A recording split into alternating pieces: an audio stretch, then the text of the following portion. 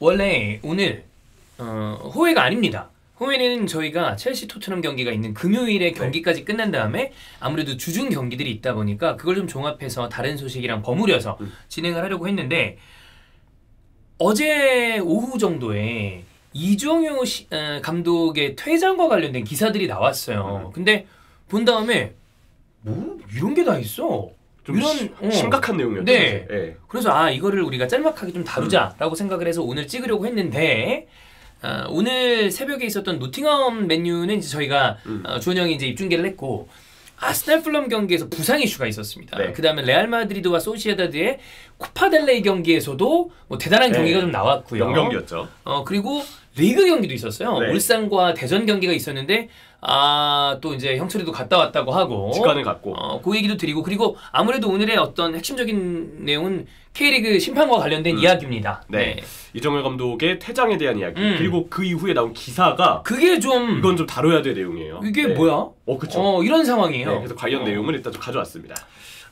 그러면 일단 리그 경기를 좀 간단하게 정리를 해보면, 노팅엄 맨유 같은 경우에는 뭐 저희가 이미 입중계를 했고 후토크도 올라가 있는데 엘랑가의 득점으로 그냥 경기가 끝났습니다. 그렇죠. 네. 노팅엄은 그냥 워낙 끈끈하게 수비라는 팀이어서 노팅엄을 상대로 점유율은 가져오는 건 쉬워요. 네. 난 노팅엄은 그거 생각조차 안 하거든요. 그게 중요하지 않아. 그렇죠. 그러니까 공격은 계속 하는데 노팅엄이 일찍 선제골 넣는다. 그럼 그 뒤에는 무조건 수비에 집중하기 때문에 정말 모든 공격을 다 막을 만한 대단한 단단함을 지닌 팀이거든요. 맨유 입장에서는 요즘 잘했던 게 후방에서 상대를 당기고 공간을 만들어서 그쪽에 역습에 나가는 건데, 당기려고 해도 상대가 안 따라 나오면 이건 의미가 없어요. 답이 없어요. 그래서 이거는 5분 만에 결정된 사실 경기였다. 맨유 같은 경우에는 그 와중에 그래도 최근에 좀 느낌이 좋았어요. 4경기째 무패였기 때문에 그걸 이어가지 못하면서 그렇죠. 네. 분위기가 좀 꺾였고, 아스날 대 풀럼 경기에서 이제 얘기할 거는 사카가 복귀해서 득점도 나왔고, 그렇죠. 그다음에 승리했습니다. 근데 그게 전혀 중요한 게 아닙니다. 사실 레알 마드리드와의 경기를 앞두고 있기 때문에 그 경기에 온전히 베스트가 꾸려져서 나가는 게 제일 일단 중요하고, 그리고 거기서 가장 많이 초점이 모였던 게 사실 사카였죠. 그쵸. 사카가 과연 어느 정도 핏을 회복해서 전력에 추가가 될 것이냐. 근데 다행히 오늘 경기를 통해서 사카는 그걸 증명해냈는데, 문제는 여기서 전력 누수가 또 발생할 줄 누가 알았겠습니까? 자, 정리를 하면 지금 한 2주 사이에 수비수 3명이 날아간 거거든요. 그렇죠. 일단 칼라피오리가 대표팀 레벨에서 부상을 당하고 왔습니다. 네. 근데 이 경기에서 마갈량이스가 햄스트링 이슈로 20분도 안 돼서 교체돼서 나갔고요. 팀버도 부상 얘기가 지금 나오고 있는 상태이기 때문에 됐었죠. 주축 자원 수비 라인 중에서 3명이 부상을 당하는 심각한 상태입니다. 그리고 이거는 사실 부상이라고 해야 될지 모르겠는데, 벤 화이트도 지금 약간 또 몸 상태 이슈가 있거든요. 네. 그걸 만약 부상으로 포함한다면 한 주 사이 4명입니다. 이것도 수비 쪽에만. 네. 사실 이게 너무 심각하죠. 왜냐면 아무래도 레알 마드리드를 챔피언스리그에서 만나는 팀은 그 어떠한 팀이어도 일단 수비력이 중요하고, 그럼요. 또 마가야기스가 필요한 이유 중 하나는 아스날의 아주 강력한 주무기 중 하나는 결국 세트피스잖아요. 그 세트피스 때 주요 득점원이 한 명 사라지는 건 토너먼트에서 특히 이거 타격이 크다고 봐요. 그렇죠. 그래서 이 경기의 승리는 물론 리그레이스가 현실적으로 불가능에 가까운 차이가 남에도 불구하고 잘 해야죠. 근데 그거보다 레알 마드리드를 상대로 하는 아스날이기 때문에 이길 가능성보다는 어쨌든 좋은 경기를 하길 바라는 마음이 클 텐데, 마갈량도 부상, 칼라피오리도 부상, 팀버도 부상, 어느 때쯤에 돌아올 수 있을지 모르겠지만 지금 당장 다음 주에 8강 1차전을 치러야 되는 상황이기 때문에 이들이 모두 못 나올 가능성이 굉장히 높고, 왼쪽은 루이스 스켈리가 한다 쳐요.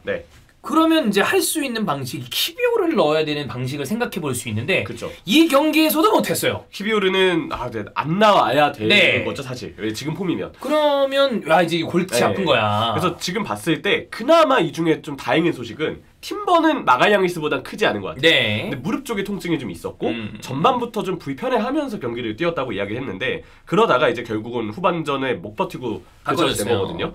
이게 제가 봤을 때는 그래도 그 선수가 이전까지 경기를 좀 뛰었던 걸 생각했을 때 본인의 의지만 괜찮다면 조금 무리해서라도 그래도 출전을 하지 않을까라는 생각이 또 들긴 하더라고요. 그럼 이제 우리가 고민을 해봐야 될 것은 살리바를 왼쪽으로 보내고, 그 다음에 칼라피오리랑 이제 뭐 키비오는 안 되는 선수니까 안 된다고 안 돼요. 그러면 벤 화이트가 멀쩡하다는 전제 아래 이 선수가 원래 이제 센터백을 보던 선수이기 때문에 살리바, 벤 화이트, 팀버를 그리는 방식도 생각을 해볼 수 있을 것이고, 또 하나의 묘수는 오늘도 공격수로 득점을 성공한 미켈 메리노가 이전에 이미 센터백을 본 적이 있습니다. 메리노 센터백이. 메리노는 그냥 뭐 마지막 퍼즐이네요, 진짜. 어디든 다 되는. 아니 오히려 본인 자리보다 공격수가 나은 것 같기도 하고. 메리노 스스로를 버릴 줄 알아야 합니다. 이번에도 뭐 굴절이 좀 있고 그래가지고 들어간 거구나. 어제 득점했잖아. 그러니까요. 하지만 팀이 센터백을 필요로 한다. 자신의 자아를 버리고 나는 센터백이었다. 초점 맞추고 가야죠. 근데 참. 파티를 오른쪽 풀백으로 돌리고 그것도 불가능하지 않아요. 팀버가 나온다면 살리바 팀버로 센터백을 꾸려야 될지 말씀해주신 것처럼 메리노를 센터백으로 내려야 될지 아니면 정말 어쩔 수 없이 키비오르를 써야 될지. 왜냐면 마갈량이스는 지금 나오고 있는 이야기 봤을 때 1차전은 진짜 힘들고 2차전은 나와야 다행. 그러니까 결국 현실적으로는 2차전이라도 뛰기를 좀 바라야 될 상황인 것 같거든요. 그것마저도 어려울 수 있어요. 왜냐면 선수에게 햄스트링은 아무리 정말 큰 부상이 아니라고 해도 2주가량은 잡고 가야 되는 게 사실이죠. 왜냐면 이때 마갈량이스 땡겼으면 이번 시즌 다 날아갑니다. 그렇죠. 리그가 현실적으로 좀 의미가 떨어졌다 하더라도 좋은 폼으로 유지를 하면서 잘못하면 만성될까봐. 그리고 다행한 건 이번 여름이 다른 메이저 대회가 없어요. 그렇죠. 클럽 월드컵 하나예요.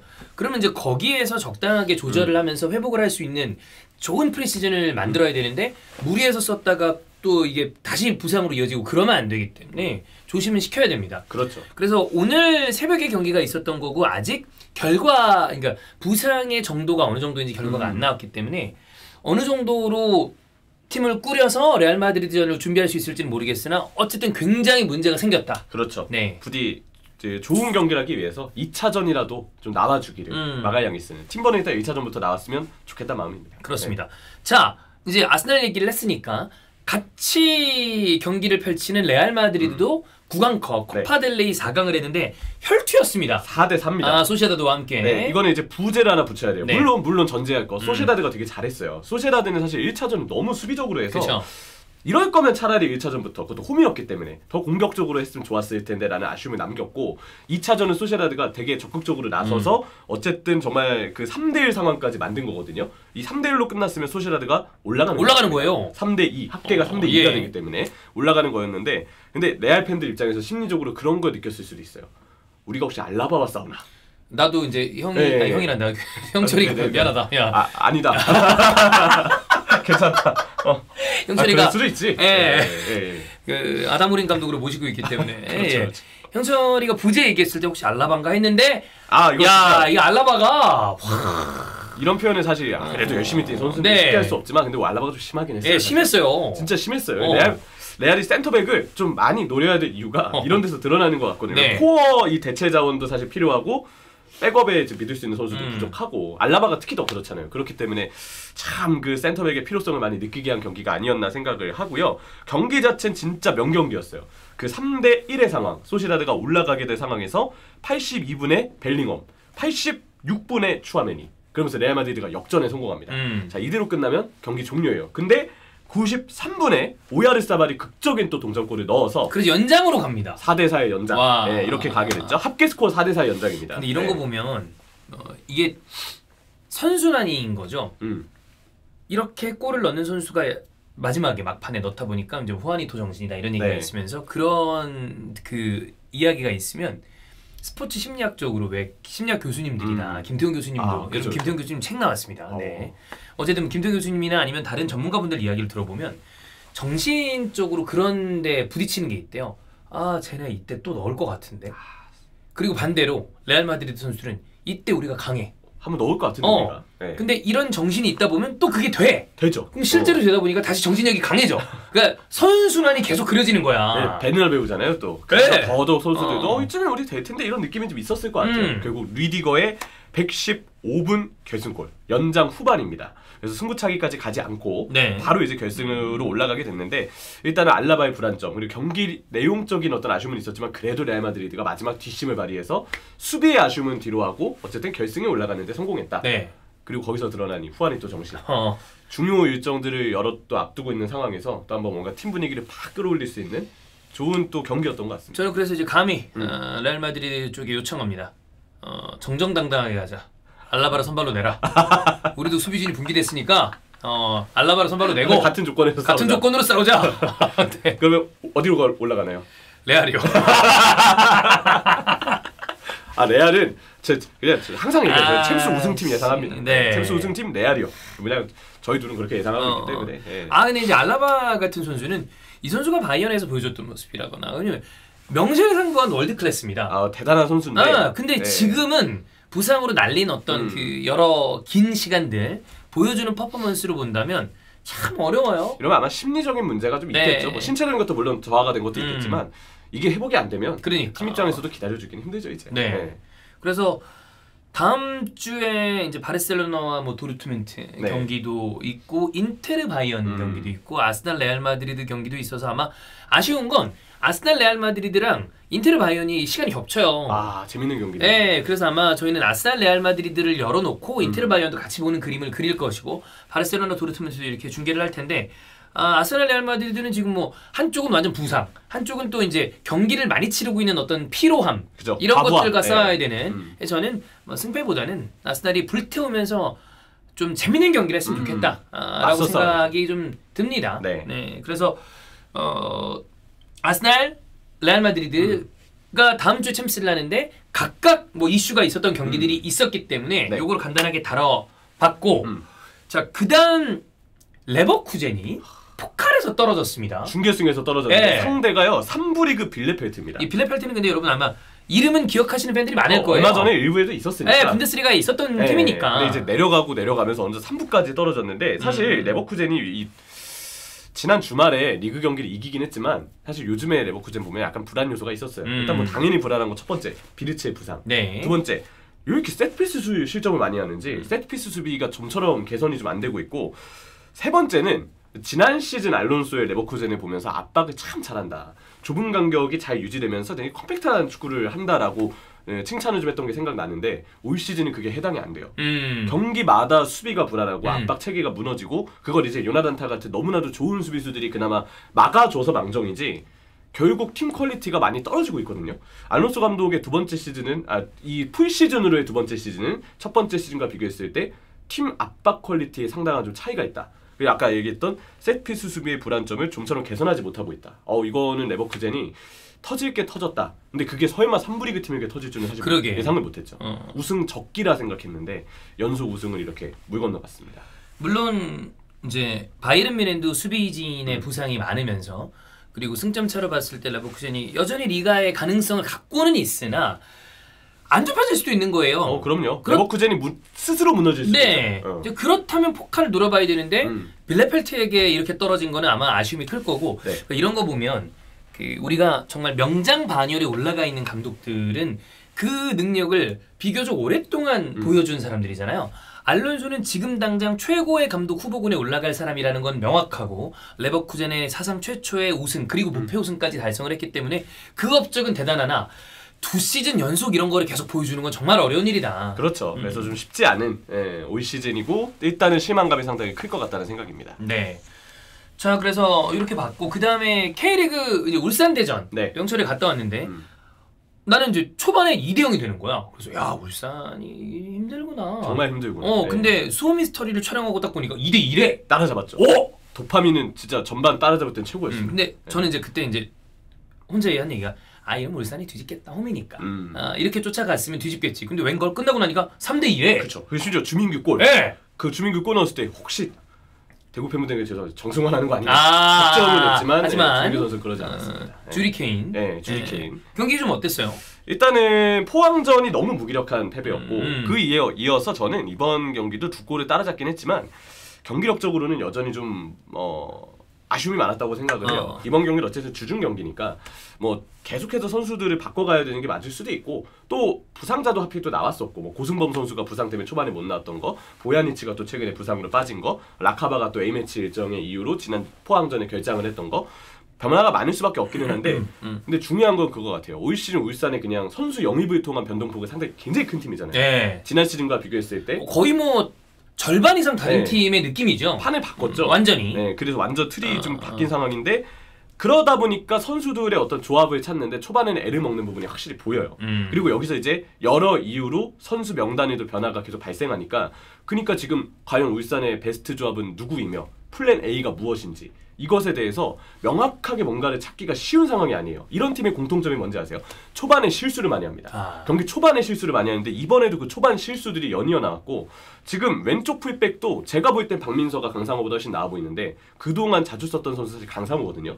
여기에 대한 노선도 안 정해져 있고 오른쪽 풀백도 윤종규를 보강했는데 정작 윤종규 선수가 최근에 또 실수가 좀 나오고 좀 아쉽죠? 네, 이번에도 페널티킥을 또 내주는 실수가 있었으니까 그런 요소들 측면의 고승범이 중원으로 이제 중원의 고승범이 배치가 됐을 때 측면 윙으로 엄원상을 쓰는 게 맞는지 좀 근데 엄원상도 좀 폼이 떨어져 있고 폼이 좀 많이 엄원상 좀 아쉽던데 왼쪽에 누빅손도 폼이 떨어져 있고 이 와중에 윤재석 선수를 좀 더 오래 썼으면 좋겠는데 그 22세 이하 룰 때문인지 자꾸 전반에 교체를 하고 이게 어떻게 지금 플랜 A를 구상하고 있는지를 명확하게 정리하기가 제가 볼 때 힘든 것 같아요. 그리고 이 와중에 경기 전술적인 요소를 보면 한쪽으로 상대를 몰아놓고 반대로 이제 전환을 하는 그러니까 울산이 공격할 때 보면 좌우를 균등하게 쓰는 경우가 별로 없어요. 한쪽에 있다 선수들이 많이 몰려서 그 상황에서 상대를 쏠리게 한 다음에 반대로 전환하는 거 노리는데 보야니치가 없으면 전환이 일단 안 되고요. 그러니까 한쪽에 갇힌 상태에서 상대가 강하게 압박을 하면 거기 갇혀있다가 볼 뺏기고 역수만 맞는 거예요. 이게 전환이 안 되면 한쪽에 과부하 거는 게 의미가 없어져요. 그렇죠. 본인들이 부하가 걸려요. 오히려. 그 부하가 걸려요. 네. 그게 요즘 울산 경기 특징이에요. 누가 누구를 실수했다고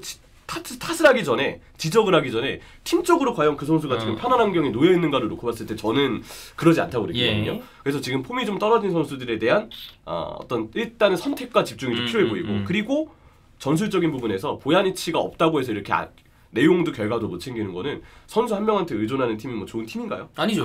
안 되죠. 그렇기 때문에 분명히 지금 전술적인 부분, 분위기적인 부분, 선발에 대한 부분 많은 변화가 좀 필요한데 이게 지금 벌써 3경기째입니다. 수원FC전, 포항전, 그리고 이번에 대전전 1무 2패죠.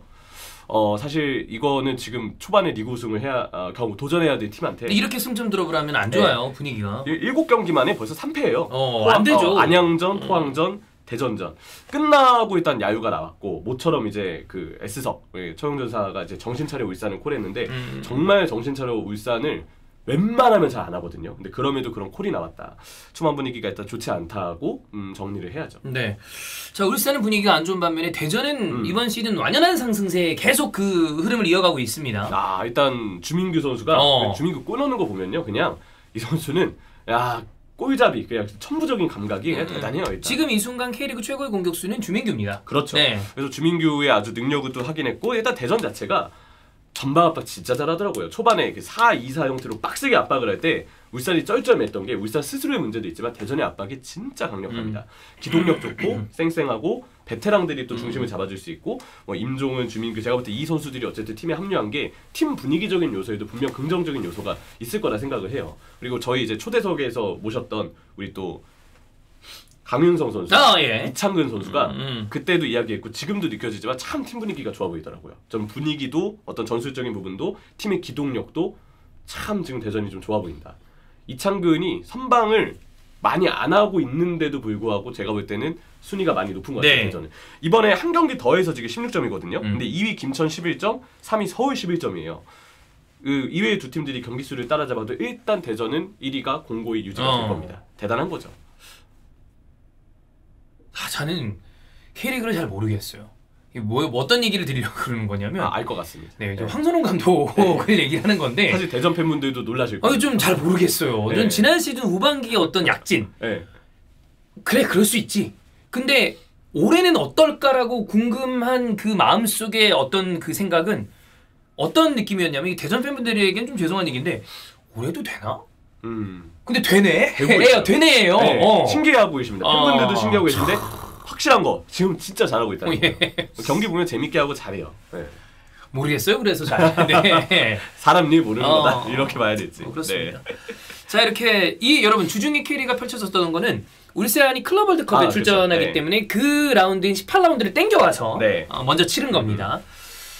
클럽 월드컵도 이제 병행을 하고 그래야 되는데 준비를 이제 잘해야죠. 울산은 이게 얼마나 좋은 기회인데 지금대로 가면 사실 그냥 하나 날리는 거라서. 아니 일단 참가금이나 이런 거 대단히 좋은 거 알겠어요. 근데 돈도 돈인데 축구 클럽이니까 가서 잘하고 와야지. 그럼요. 인상은 남겨줘야죠. 그럼 깊은 인상 남기고 와야죠. 근데 참 이 준비가 지금 잘 되고 있는지에 대해서는 지금으로서는 의문입니다. 네. 특히나 아무래도 ACL 무대에서 울산에 좀 실망스러웠던 거를 생각을 하면 이건 더 큰 국제 무대인데 잘하고 와야 됩니다. 정말 잘 준비해야죠.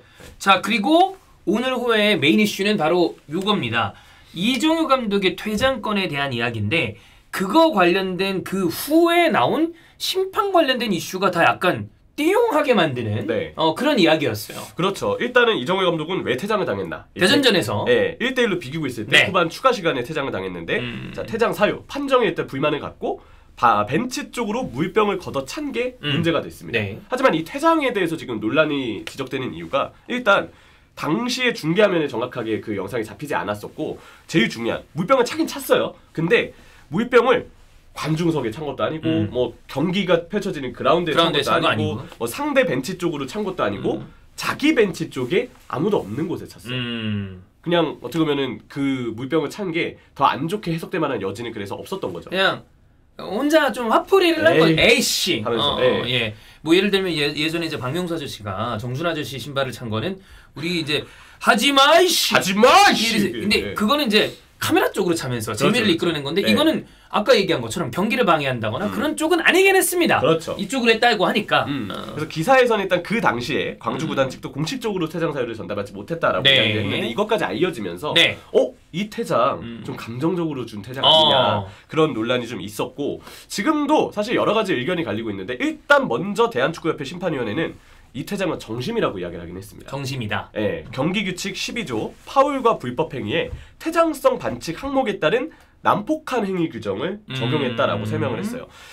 물병을 찬 행위가 어쨌든 난폭한 행위로 판단이 되고 경기규칙의 그 난폭한 행위에 대한 명확한 기준이 사실 제시되어 있지 않은 거죠. 어디부터 어디까지가 난폭한 행위인지. 그래서 그 난폭한 행위를 바라보는 이 자체를 심판의 재량에 맡긴 것. 거기서 이제 심판은 재량으로 판단을 해서 퇴장이 나왔다라는 게 대한축구협회 심판위원회 일단은 발표를 했습니다. 정심인 이유를 이렇게 밝힌 건데 이거 자체가 과연 정심인가? 아니면 이거 오심아니야라고 이거 오심이야라고 얘기하는 분들도 있어요. 그렇죠. 왜냐하면 일단은 지금 다양한 국내 기사들 그 현직 그 심판분들께 아마 기자분들도 문의를 하겠죠. 근데 기사에서 제가 봤던 내용 현직 심판들도 대부분 퇴장은 과하다, 경고다라고 이렇게 이야기를 했다라고 저도 기사를 통해서 이제 확인을 했었고 그 대한축구협회 경기규칙 경고 조항을 보면요, 이것도 경기규칙 12조 징계주체에 있습니다.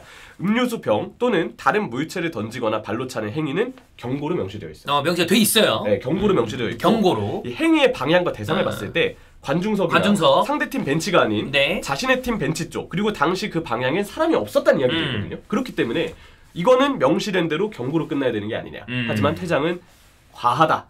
이 규정보다 더 떠넘겨서 적용을 한 거다. 넘겨서 적용을 한 거, 오버해서 적용을 한 거다. 라는 지적이 지금 또 있는 거죠. 자, 근데 오케이. 그거까지가 나온 다음에 그 다음에 나온 기사들 때문에 사실 이슈가 좀 커졌다고 봐야 돼요. 그렇죠.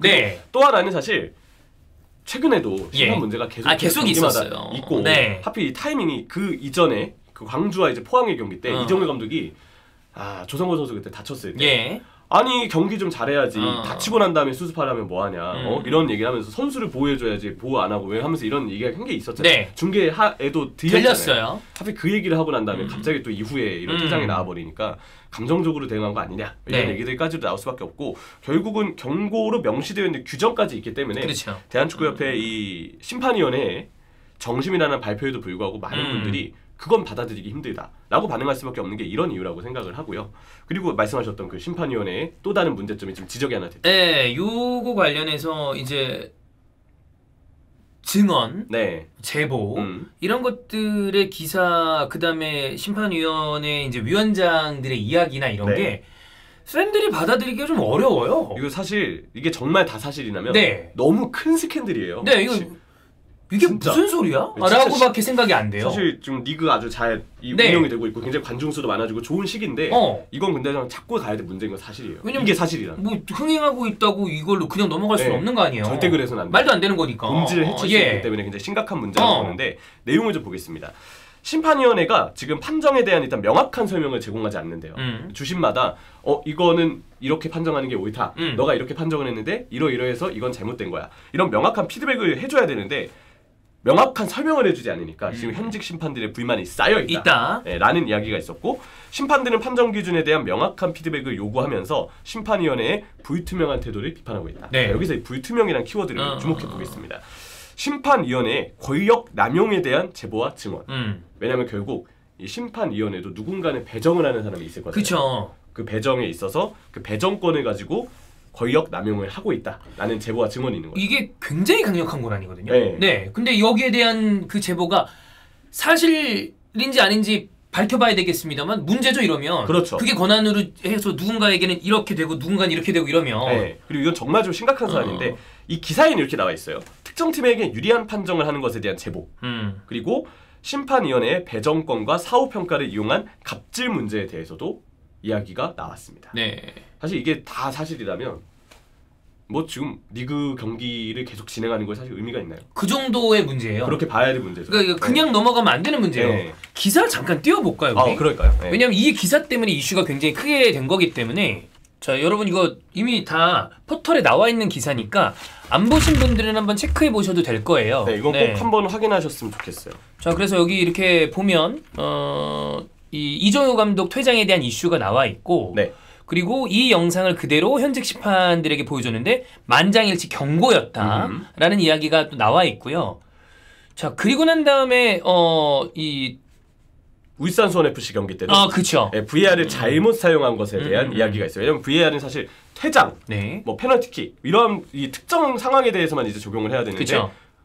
갑자기 경고를 취소했거든요. 네. 근데 사실 그건 VAR의 간섭 대상이 아니기 때문에 경고를 어쨌든 오심이긴 하지만 그 자체를 유지해야 되는 게 맞아요. 근데 VAR을 잘못 사용해서 그것에 대한 지적의 내용도 있었죠.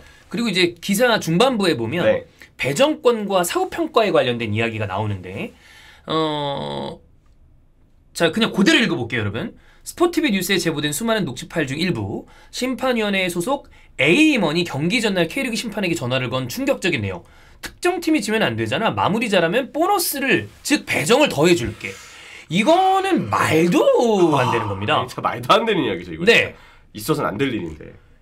이후 단락은 이제 정몽규 회장이 심판위원회의 어떤 개혁, 혁신을 공약으로 걸었기 때문에 이제 대한축구협회에서 그러한 작업을 진행해야 된다라는 것에 대한 이제 중요성을 얘기한 내용으로 이 기사는 마무리가 되긴 했었죠. 그래서 이거는 굉장히 좀 충격적인 얘기입니다. 네. 이후의 후속 보도가 또 어떻게 나올지를 봐야 될 텐데 이 제보를 이제 기자분께서 들으셨다고 하니 더 찜찜하죠. 내부 이야기 중 일부만 유출된 것 텐데 그 일부가 이 정도면 이거 뭐 안에는 얼마나 골아 있는 겁니까 지금? 그렇죠. 네. 그 다음에 아까 얘기 드렸던 것처럼 뭐 문제 없다라고 그러는 것도 좀 이해가기가 힘들고. 그렇죠. 저는 뭐 판정에 대해서 이 왔다 갔다 어디는 뭐 오심이다, 어디는 정심이다 이런 거는 해외 축구에서도 있는 일이기 때문에 그것까지는 그렇다 손 칩시다. 네. 근데 아까 나왔었던 얘기 물론 제보고 이게 어디까지 진실인지 완벽하게 지금 다 나온 게 아니기 때문에. 좀 더 두고 봐야 되겠습니다만 이게 사실이라면 이건 말도 안 되는 얘기다. 정말 말도 안 되고 일단은 제가 아까도 얘기했었지만 이거는 리그를 계속 진행하는 것에 의미가 없어질 정도의 스케일이에요.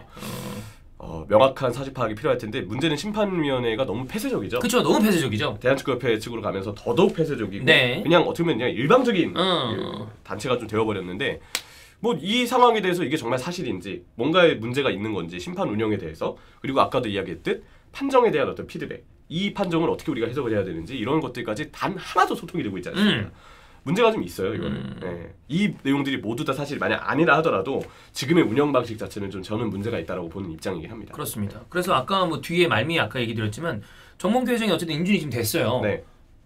개혁을 한다 했잖아요. 해야죠. 빠르게 해야죠. 빠르게 해야죠. 네. 네. 여전히 이들이 참여하는 경기가 계속해서 대한민국 축구에 최상위 리그를 진행 중이지 않습니까? 그럼요. 네, 지금 상황에서 이거 그냥 손 놓고 가만히 시간 끈다고 해서 될 게 아니에요. 이런 말도 안 되는 행위들로 소금을 뿌리는 게 말이 됩니까? 그렇죠. 네. 네.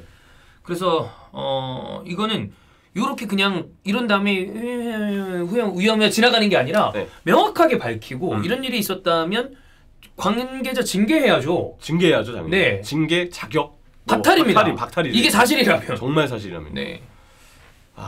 이후 후속 보도를 좀 보고 싶습니다. 네, 이 내용에 대해 아마 추가적인 취재가 있지 않을까 싶습니다. 네. 자, 그래서 뭐 요 얘기만 이제 딱 드리려고 그랬었는데 다른 경기들이 좀 이슈가 있어가지고 이렇게 붙여가지고 원래 후회는 원래대로 진행합니다. 금요일 첼시 토트넘 경기까지 진행하고 난 다음에 또 다른 것들을 모아서 호회를 할 텐데 오늘은 좀 추가 호회라고 생각을 하시면 될 것 같고 관련된 거 좀 후속 뭔가 취재와 보도들이 나온다면 저희도 계속 팔로우를 하도록 하겠습니다.